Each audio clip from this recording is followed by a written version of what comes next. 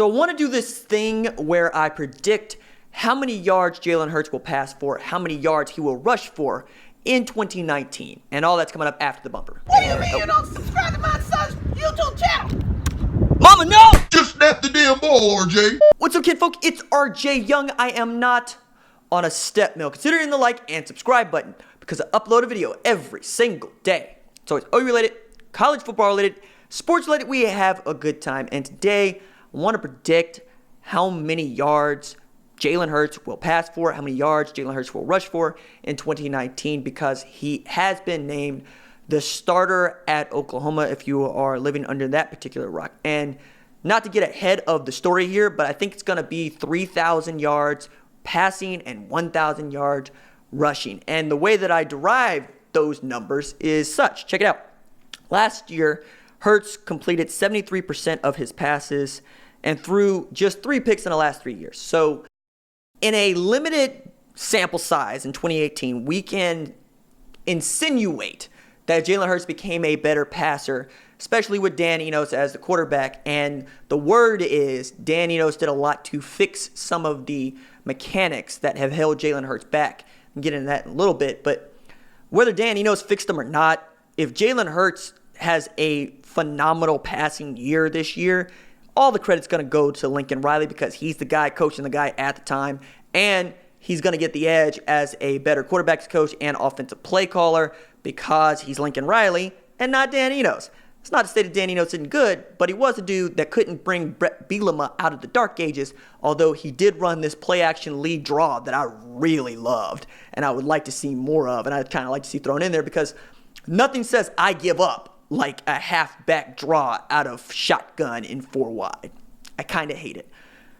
I also thought that it was interesting that, yeah, he's become a better caretaker of the ball, man. I mean, 3 interceptions since 2016, that's really good, especially considering Hard G. Ellinger threw 2 picks against Maryland last year alone. So, name of the game at quarterback, take care of the football, all right?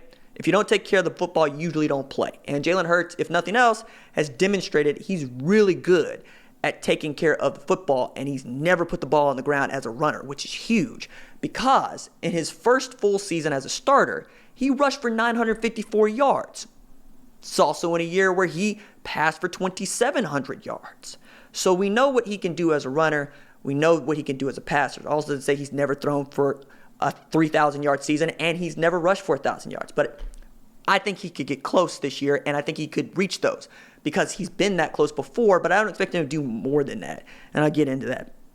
I also wanted to express just how good a runner he is. I mean, I understand that Alabama fans hate hearing that, but my man rushed for 855 yards in 2017, and as I said, 954 yards in 2016. Okay? He is a running quarterback, not unlike Cam Newton was a running quarterback, which also makes it very interesting when you look at the 2010 offense. Also, a thing I'm going to touch on. But in 28 games as a starter, Hurts completed just 33% of his passes of 20 or more yards. We know this. He's not great throwing the ball down the field. We've known this for a while. I have been out in front saying he can't throw the ball deep down the left side of the field in particular, and that is the side of the field where his best offensive weapon lines up. And in the air raid, you play X, you play Z, you play Y. Wherever that position lines up, it's where you play. So if CeeDee Lamb lines up on the right side of the field, it's because Lincoln Riley redrew the play good to where CeeDee Lamb is just the X over there as opposed to the Z. But I think that it's not going to be the big deal that it could be, because the athletes that he has around him are on par with the athletes that he had around him at Alabama. The offense at Oklahoma, the offense at Alabama, they're both really, really good. So in the thinking of, hey, is the common denominator going to be the offense? Yes, it is. You're going to get the same amount of protection. You're going to get the same from the running game. You're going to get the same from the wide receivers. It's all on Jalen Hurts from there. I also thought it was interesting to point out that according to ESPN's player impact rating, which is its college football answer for baseball's wins above replacement WAR, what would another quarterback with normal stats do at your position? Kyler Murray was worth 22 points more a game than his replacement.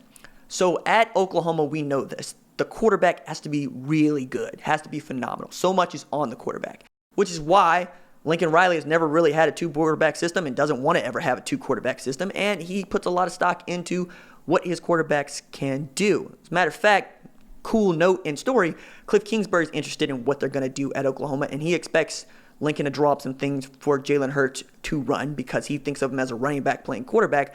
But also, he noted Lincoln is really good at seeing a quarterback's perspective and gives, in Cliff Kingsbury's words, the quarterback free reign to do what he wants to do in the offense. And I think Cliff Kingsbury's got some insight in that, not just because they were in the same quarterback room in 2002, not just they came up under Mike Leach together, but because he passed Kyler Murray to Lincoln Riley. Lincoln Riley passed Kyler Murray to Cliff Kingsbury. So you know that they were talking to each other and that Murray is talking to both of them. Makes a lot of sense. And then the last thing I want to look at was, okay, I think that Oklahoma's offense is going to look a lot like Oklahoma's 2015 offense in Baker Mayfield's first year as a starting quarterback. In that year, he had 395 attempts, passed for 3,700 yards, had 36 touchdowns, 7 INTs. That's also in a year where he had Secretariat and War Emblem in the backfield in the form of Samaje Perine and Joe Mixon. Samaje rushed for 1,350 yards. Joe Mixon rushed for 750 yards. They had 2,100 yards rushing between them.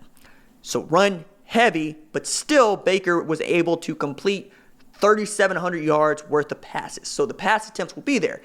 To wit, Jalen Hurts in that 2016 season, which was his best so far as a quarterback, passed for over 2,700 yards, rushed for nearly 1,000, had 382 attempts.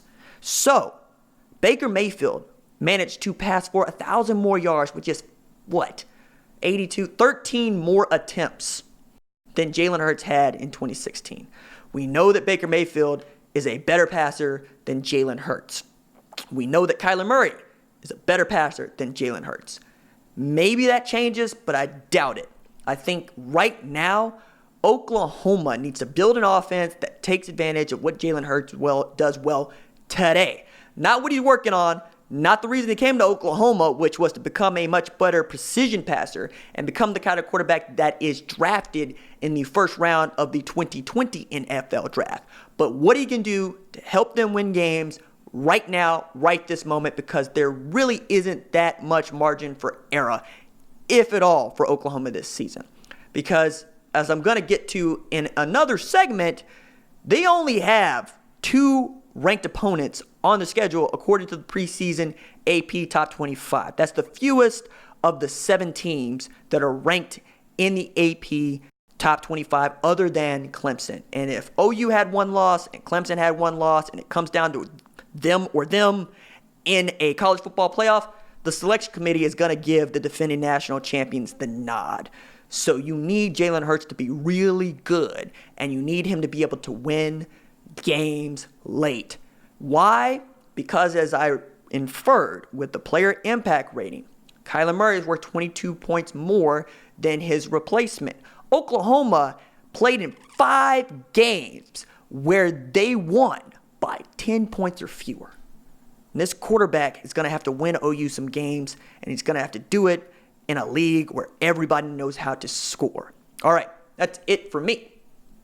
Deuces.